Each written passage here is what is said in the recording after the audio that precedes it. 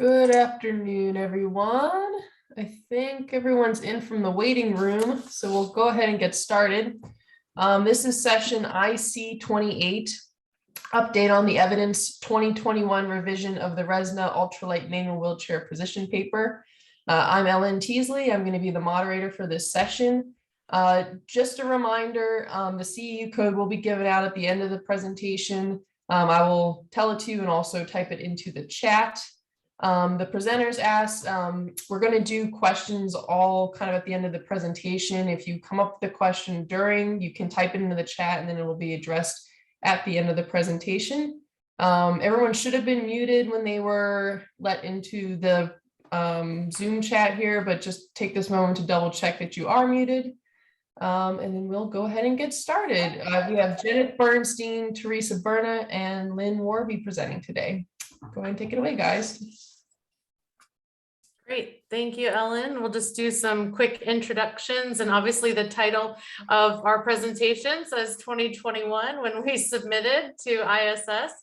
We are into 2022 and excited to share with you guys where we are in this revision paper. So as Ellen introduced, I'm joined today by Theresa Berner, our occupational therapist from the Ohio State University. We like your background, Theresa, and of course, Lynn Worobey from University of Pittsburgh. And I do myself have to have one disclaimer that I am a full-time employee of Permobile. Lynn does also have one disclaimer that she is working with 2 different NIDLR grants. And Theresa does not have any disclaimers as we move into this presentation. So what are we going to talk about today? Our objectives are to describe one intention of the revised paper, RESNA position on application of ultralight manual wheelchairs. We want you to be able to list 3 novel topics that will be included in the upcoming revision of this paper, we'll say for short, and then identify 2 examples of clinical applications that can be used into your clinical practice. And would want you to be able to discuss 2 concerns. Oh, okay, that's not the right. Okay, perfect. That was wrong. So we, of course, Lynn and Theresa and I did not do this paper work alone.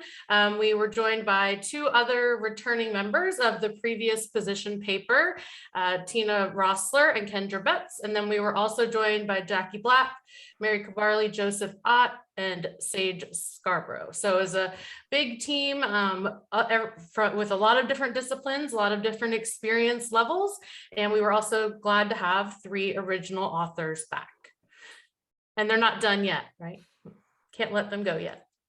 So here's what we are going to talk about today. We're going to start just with a quick overview of how evidence-based practice is getting us here into this position paper. We'll talk a little bit about the history of the position and what work has been done prior to or in between the 2 position papers on ultralight manual wheelchairs. Talk through the scoping review process, and then go through in somewhat in detail of each of the sections that will be included.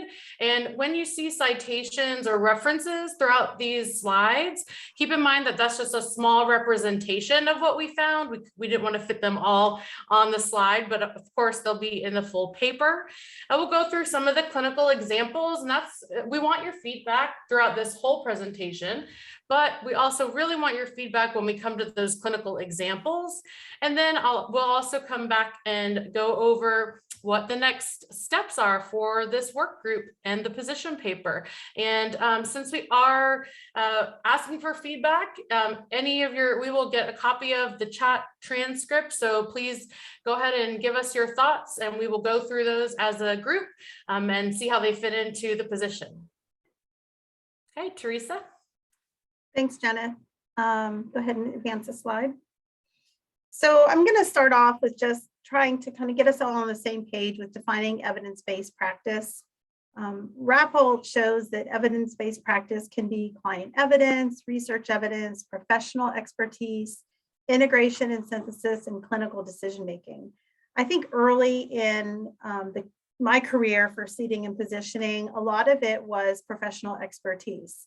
And so when we were making writing letters of recommendation or making suggestions, it's because, well, that's my opinion. That's what Theresa believes. This is my experience. But as we all know, that doesn't hold weight when it started coming into funding. We didn't have a lot of evidence in our field, and we're now having a lot of resources that we can pull to.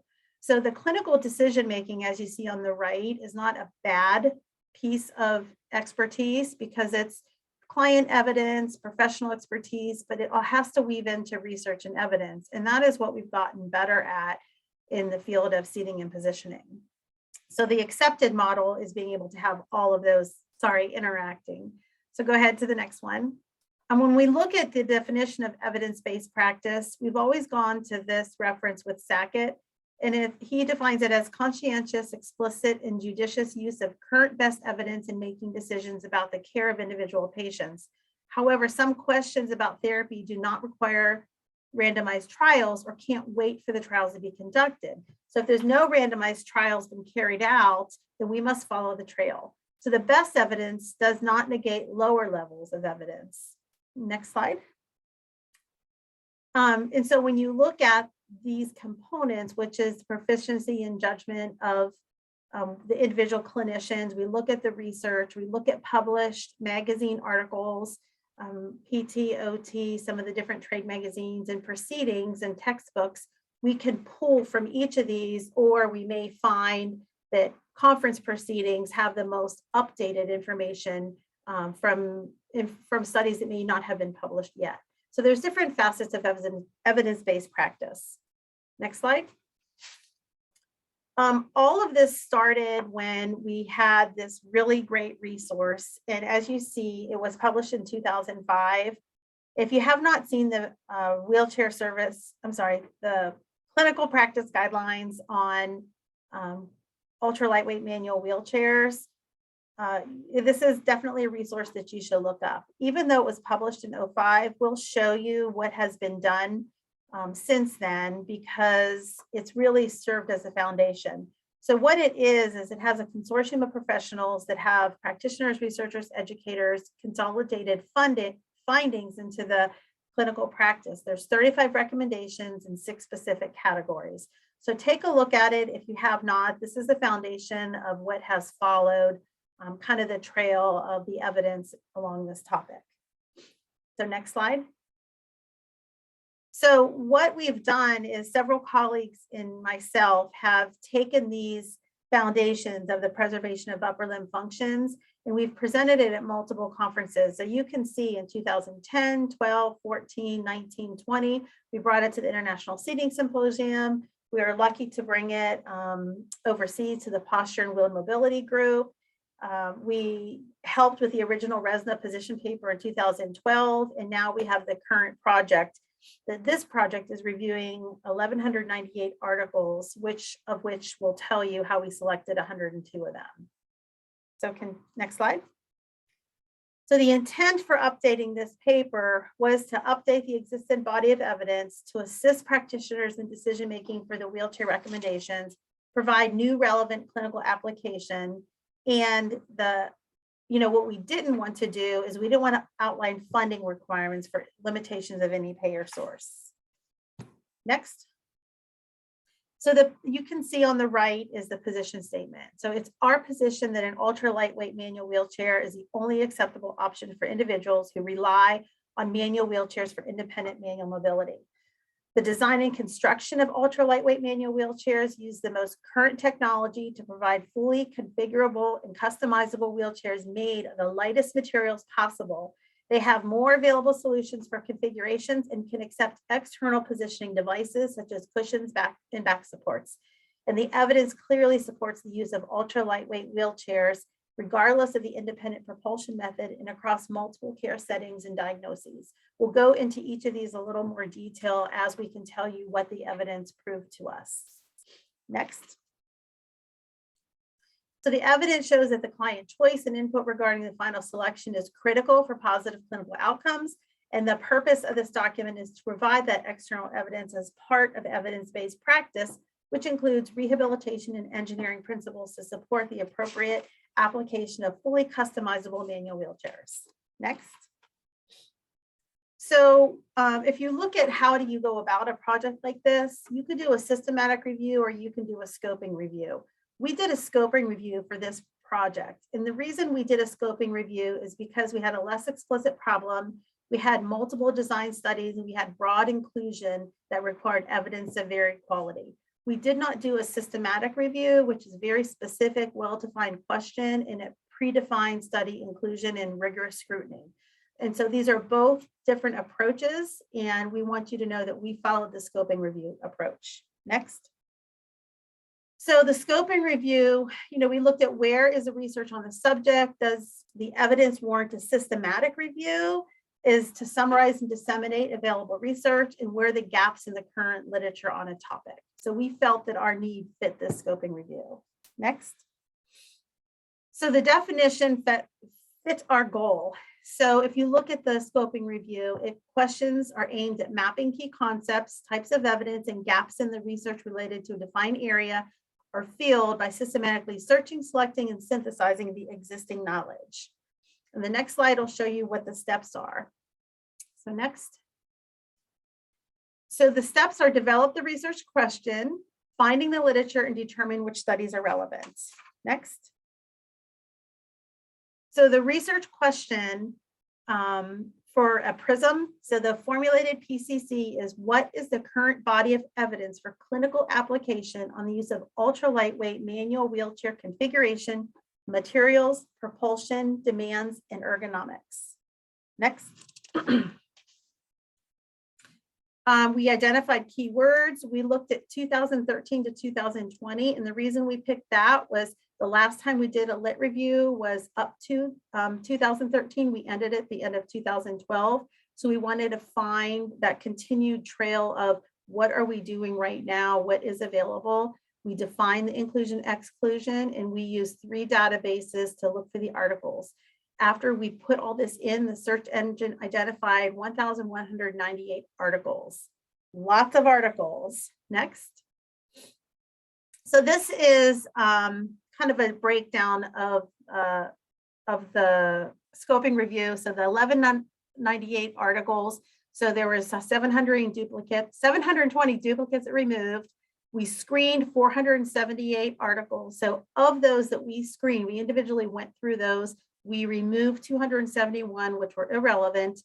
And then that led us down to 207. We did a full text review. So we went deeper into the articles to look for the eligibility. We excluded 105 of those, which brought us down to the 102 studies that we're going to talk about that formed the proposal that we have today. Next. The original search terms are to the right. We did not include words to the left, and part of this came with as we were evaluating, we weren't looking at your basic manual wheelchair, your intro, your transport chair. We did not go into power add-on. We did not go into power. We didn't go into sports. And again, we started from 2013 forward. And so the search terms we use were on the right. Next. I love this. So as we got all those articles, we spit them out. And so this is a concept map. So where did they all fall? So looking at the ultra lightweight manual wheelchair, we looked at gray is like the muscle recruitment, the novel devices, the overuse, and then it correlates to how many studies were associated with each of those articles. Next. For the researchers in the room, we wanted to be able to show you the methodological quality and the risk bias included. And so of the study types, you can see all the different study types that are in the blue. And this is why we did a scoping review, not a systematic review, because of all the different design criteria. So that is the background of kind of what led us up to getting the information. I can tell you it was very rigorous. It was very rewarding, and I'm going to pass it on so that I think, Lynn, you're going to go over the topics reviewed and captured in the paper. Next slide. Thanks, Theresa. So kind of going from that concept map that Theresa went over, this is sort of how we collapsed those down and grouped things into categories that we felt make sense. I'm going to go through each of these, including muscle recruitment and kinematics, repetitive strain injuries and overuse, equipment selection and configuration, alternative propulsion styles, rolling resistance, durability and maintenance, physical environment, and then I will pass it off to Jennith to talk about some other populations. And go to the next slide. So for this first category, we sort of grouped three things, muscle recruitment, kinematics, and then also wheelchair skills. And our findings sort of show that I think we typically think of the shoulder as an area of muscle imbalance, but highlighted the trunk and neck as areas that can be impacted as well. And then highlighted the importance of setup in optimizing propulsion forces. Go to the next slide. And then optimizing these propulsion forces are really important in terms of upper extremity preservation, which has kind of impacts beyond just pushing your chair, but looking at kind of overall long-term health outcomes. For muscle imbalances, some things highlighted the potential benefits of targeted exercise programs to address those impairments. And then another consideration is that it's not always just about kind of how the chair is set up with respect to propulsion, but also things that the user is doing throughout their day. So that could be EDLs, it could be transfers, it could be reaching, and kind of thinking about the implications of those, both with setup and skills training. Next slide, please. And then a point that we wanted to sort of bring home in this review that was less present in the first one was the role of wheelchair skills training. So it should really be kind of an integral part of the service provision process. And that if you optimize setup, you can really have a positive impact on the skills somebody can achieve and also their independence. Next slide, please. So one kind of clarifying point, you'll see repetitive strain injuries here. In the literature, kind of it was used one and the same with overuse injuries. So we included articles that talked about both, but in the paper, you will see them described explicitly as repetitive strain injuries. Not unlike what we've seen before, we know that they're really common among manual wheelchair users. Most susceptible joint in terms of reporting prevalence of pain continues to be the shoulder, with up to 78% of people reporting pain here. Certainly not to say it's the only joint though. There have been some recent studies on the incidence of carpal tunnel syndrome, both with a high percentage of people reporting it and an even higher percentage meeting diagnostic criteria for having it. An impact of repetitive strain injuries kind of crosses all of the ICF domains. Has impact on participation, daily living, body structure and function, and also a relationship to both direct and indirect healthcare costs. It's not as readily supported in the literature, but keeping in mind that not everybody is pushing and propelling with their upper extremities. So the impact of repetitive strain injuries on the lower extremity as well for those who are using foot or leg propulsion. And then kind of the big takeaway remains that we have the opportunity to potentially reduce both the incidence and the impact of repetitive strain injuries with properly configured chairs. Next slide, please. So equipment selection was important in the last paper and was important here too. We actually pulled a fair amount of information forward about different components. But just remembering that ultralight chairs are inherently the most configurable option if you're putting somebody in a manual chair. Durability is relatively comparable kind of across chairs within this category and remains better than lightweight chairs. So even though the cost of an ultralight chair is higher when you factor in kind of durability and repair costs, these are some important things to think about. We placed some focus on the accessories and components in our review and how they can work together. So for example, including things like the backrest and the cushion type, kind of as you're figuring out what chair would best work for somebody as an entire system. Next slide, please.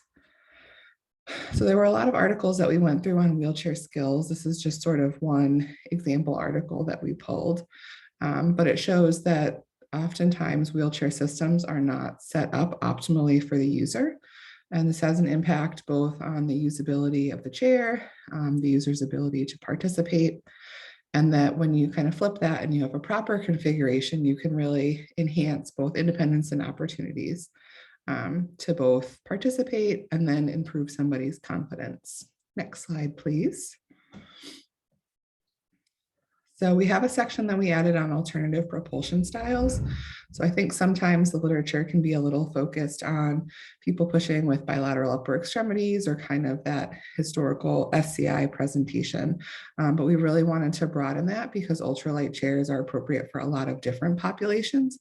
So thinking about those with anoxic brain injuries, CP, MS, amputation, polymyelitis, and others that may not be propelling with just both upper extremities, and looking at lower extremity propulsion, unilateral propulsion, and then kind of a mix of upper and lower extremities. Next slide, please. So some takeaways from this are overall, the evaluation for a chair should really be a combination of thinking about your client's propulsion style as well as the environment that they're going to be interacting with. So for example, somebody that propels with their lower extremity is going to have different considerations for seat to floor height and seat depth to make sure that they have proper access to the ground and proper range of motion. There are also environmental concerns to think about, such as high rolling resistant surfaces like gravel that may warrant different types of approaches.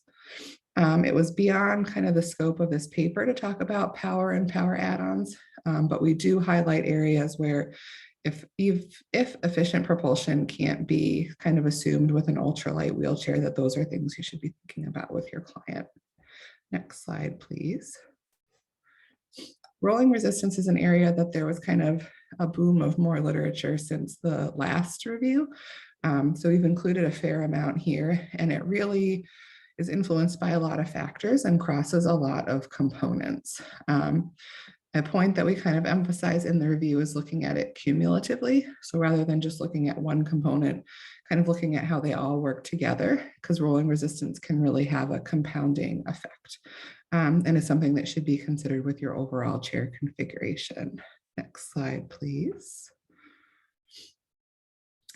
This is something, kind of a recommendation that's just an example, is consistent with previous literature, sort of supporting from a rolling resistance and maximizing efficiency perspective that pneumatic tires are sort of the way to go. Also important that the tires are properly inflated to achieve this outcome. Go ahead and go to the next slide, please. So I mentioned this a little bit briefly before, but compared to lightweight chairs, the durability of ultralight manual wheelchairs continues to be better. So they have greater durability over time. This is something that's shown both in laboratory testing as well as user reports. And because of that, they really become a more cost-effective option. So when you're prescribing a chair, durability is definitely something to be thinking about. And one way to look into this is asking about ANSI RESNA testing. So we'll go ahead and go to the next slide, please. So maintenance and repairs or wheelchair failures really go hand in hand. And beyond laboratory testing, we also have user reports of kind of failures and the impact that they have. And we know that it's more than just kind of waiting for a repair to happen, but people are seeing a lot of adverse consequences. So they're missing medical appointments, they are stranded at home, they are suffering injuries. They have to use a backup chair, hoping that one is available. And these all have an incidence on people. The most recent report showed about 60% of users required a repair in a 6-month period, which is a pretty short period of time. There are some free resources that you can access or connect your client to sort of know how to complete maintenance as well as what frequency one should be doing maintenance at.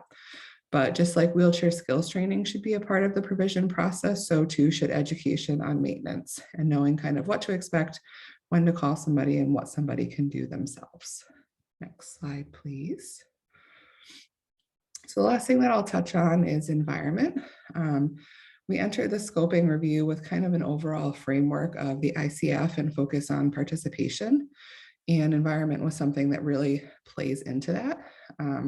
These are just a few examples of things that we talk about in terms of environmental impact, but carpet is one. So thinking about its impact on rolling resistance, both for casters and rear wheels, and kind of the overall effect on propulsion.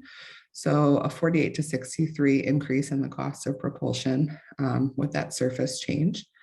Some other things to think about are surface type and how it may impact somebody's propulsion style. And then also the skills training that you might need to be giving somebody, or some specific equipment considerations for different types of terrains people may see. So I will hand it over to Jennith now, who will talk a little bit about some of the other populations we considered. Perfect. Thank you so much, Lynn. We are going to just go into two of the populations that, although they might have been addressed very briefly in the previous paper, we really wanted to highlight two groups, pediatrics and older adults, similar to how we wanted to kind of tease out the different propulsion styles. And so what we can see from some of the newest literature is that these applications that we've been saying the entire time that have typically applied to the adult population actually also carry through to the pediatric population, as it states that the pediatric population does require individualized configuration. And so that can obviously vary. And so providing that manual wheelchair that has the most adjustability and customization can best meet their needs just as the same as an adult population. And over time, we've been learning more about pain and impingement syndrome and repetitive strain injuries in pediatrics. And even though right now it's showing us that there is a slightly lower incidence of pain in pediatric population and in people with childhood onset of propulsion needs, we have been seeing that those same kind of guidelines of wheelchair skill training can help to reduce that upper extremity pain incidence just as it does in adults. And that was specifically for children ages 8 to 18. And then also there's been a lot more work with pediatrics and objective assessments and structured skill training that we wanted to highlight. And then, of course, the older adult, as I mentioned, I think we can all kind of think about this population in our clinical practice as unfortunately being overlooked in the general treatment population. And so we wanted to make sure that this position paper highlighted that the selection of ultralight manual wheelchair should not be diagnosis or age driven. Research does indicate that clinical benefits across of the spectrum of neurological, developmental, orthopedic indications. And this recommendation should be across all individual needs and functional abilities. As far as for the older adults, there's been some really interesting evidence that we were able to review about life space mobility, or how someone can conduct the space in which they live their life. And that when someone has efficient mobility as an older adult, it can increase their ADL performance, their self-reported health and depressive symptoms improve, and their quality of life related to their health outcomes. So those are all positives. So we wanted to make sure that when we do finalize this paper, that we have examples that are going to be helpful to those of you that are skilled and tenured clinicians and providers, but also to some of those more novice clinicians or providers that you might interact with in the future. So we're going to go through just a couple of examples, but we decided on 5. We'll have one with about an older adult, one with a pediatric client that has transverse myelitis, a foot propulsion application, a person with paraplegia, and then a young adult with CP. So as I'm going through a couple of these, think about, and please put in the chat, what type of examples would really be helpful to you. I mean, we said this is not a funding document, but if you're thinking about your clinical practice and who you might interact with, who would it be helpful to really have more information included about? So please put that in the chat. That will help us out a lot. So just as an example, the clinical application that we have for our older adult is about a 92-year-old veteran with a right above knee amputation, thoracic kyphosis, PVD. He had a lightweight wheelchair that was provided to him upon discharge after his amputation, but and also a walker. And within about 6 months, he was pretty frustrated with the walker, didn't really want to do anything, didn't really want to use it. And his upper extremities really started to cause him pain from the walker. And so that then impacted how he could propel his wheelchair. And so they decided that he would propel with his left lower extremity. And once he was provided with an ultra lightweight chair, he was able to increase his push efficiency based on the wheelchair propulsion test measurements. And they were also possibly assessing for power assist solutions in the future. And this would definitely be a case where by age alone may be overlooked, and also of course not a traditional neurologic diagnosis, but was definitely overlooked for a custom solution. And then we have a great example of course, another kind of, I would say, non-traditional case presentation, a 54-year-old female with CIDP. I'll let you read all of that out. And she had been diagnosed with CIDP for 12 months and had continuous strength loss, dexterity loss, coordination impairments. And she just was provided with kind of a general lightweight wheelchair with a fixed rear axle. And as her diagnosis and her symptoms progressed, she was having more and more difficulty coordinating using her upper extremities only. And so she started to use her lower extremities. However, her lightweight chair was not configured in a way that was appropriate for her to foot propel, in that they could not achieve the lower seat to floor height that she required due to her lower leg length. And she was able to also increase her wheelchair push efficiency after the provision of the manual wheelchair with appropriate seating and positioning components. And then finally, the other one we wanted to highlight is, actually I saw Tina on here, this was on Tina's, is a young woman who is 15 years old with severe dystonia and spastic CP. And it was impacted her entire trunk and lower extremities. And she did use a power wheelchair for long distances. And so I think that's unique to this position paper, that we are talking about people that use multiple different types of equipment. And so she has a lightweight wheelchair, but she really does not have, is not able to propel. It doesn't support her posture. It can't really adapt to her positioning needs. And she really wants to be able to go out and be able to, go out with her family and friends in different vehicles. And her power chair, as we know, unfortunately does not provide her that. And so she had the opportunity to have a tennis chair and play wheelchair tennis. And she requested that her everyday chair be as easy to push as her tennis chair. And so just a couple of the key points that we'll highlight in this clinical example is 3-inch reduction in overall seat width, of course, adjusting the rear center of gravity to meet her stability and propulsion needs, improving that seating system, and ultimately increasing her independence and allowing her to go and participate in the activities that she desired. So we won't go through the other two, but if there are specific things, I know I saw a couple things on the chat, so I can't wait to look at those in just a minute. We should have plenty of time because we got through those quite fast.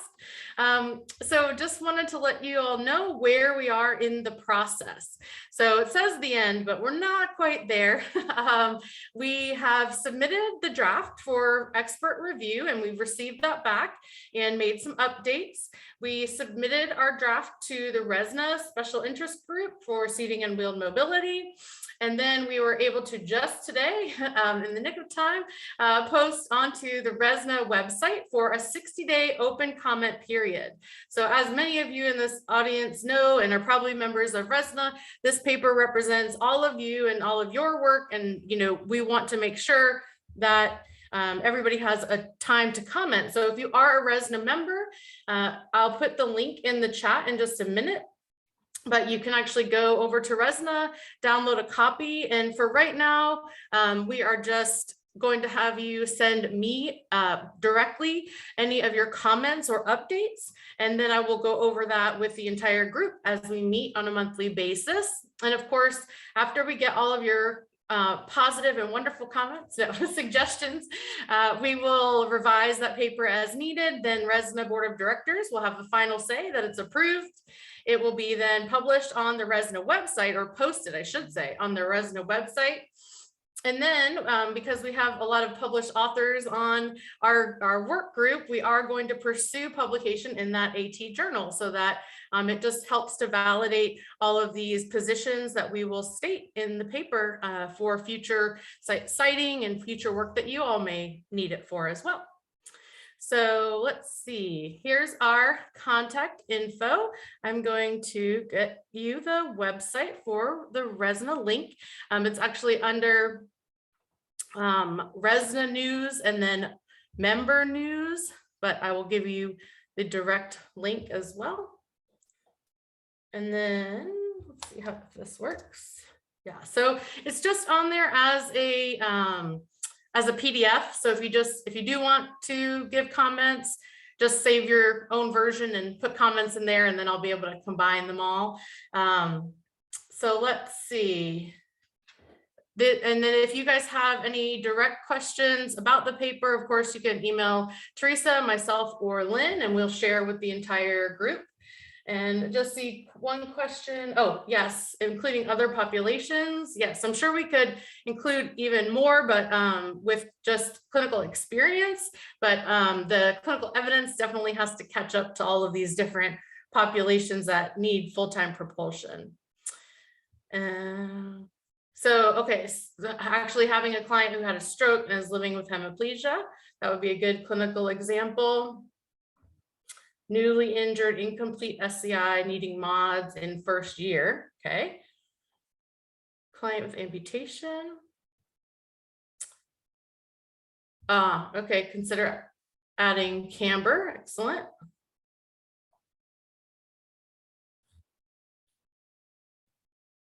And then we just have a question here from Mary Ann about some funding being discharged from acute care with a K3 or K4. And that's for, standard wheelchair, lightweight wheelchair. Yeah, I mean, most of the time, past the 13-month rental period. Yeah, I mean, most of the time we are trying to educate as early as possible that if you see some of the signs that they're more dependent with their ADLs, that they have a specific hemiplegia, if they've had a stroke, they have left-sided hemiplegia, that they could be at higher risk for not progressing once they discharge. I think, of course, acute care, they're just charged with such a short length of stay. They just get the case manager to kind of reach out to whoever can provide a chair for them to get out of the hospital. So, I mean, definitely starting, if you're able to reach out to some local acute care hospitals and case managers and share that information, because they may not know the detriment that they're really setting their clients up for. So does it address different materials? We don't go into the differences extensively with the different materials. We just kind of specify more. We're really focusing on the configuration and the components. We do have a brief mention of the different materials, just keeping it as the lightest weight material possible. Lynn, do you have any other comments about materials? I think it was something that came up kind of as a discussion point, but we felt like one of the main focuses was more ultralight weight versus other types of chairs, rather than discussing like the specific specifications of the ultralight chair. Yeah, I think we could have a whole paper just on materials, unfortunately, or fortunately, but not unfortunately. Well, we finished in rapid time. Oh, and Tina, thank you, who's also in here, says that, yes, because the previous paper was so extensive and really actually quite groundbreaking, it was covered extensively in that paper. And since this was an update on the evidence. We didn't feel that we needed to include it as much, but Megan, we will definitely address that during the revision period and see if that's something that we want to at least address and cite from the previous paper.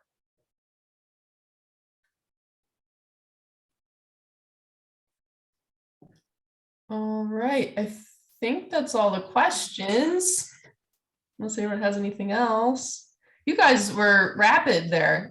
That was really fast. Well, I'll go ahead and give the CEU code now, and then if anyone has any other questions, they're certainly welcome to type them in after. I'm just going to type this in real quick. The CEU code is 6Z6DKL. All right. Thank you everyone for tuning in this afternoon, and thank you to Jennith, Theresa, and Lynn for the presentation. Yeah, let us know if you have any other thoughts. We will take them back to the group, and we appreciate it, and enjoy your extra time. Thanks all.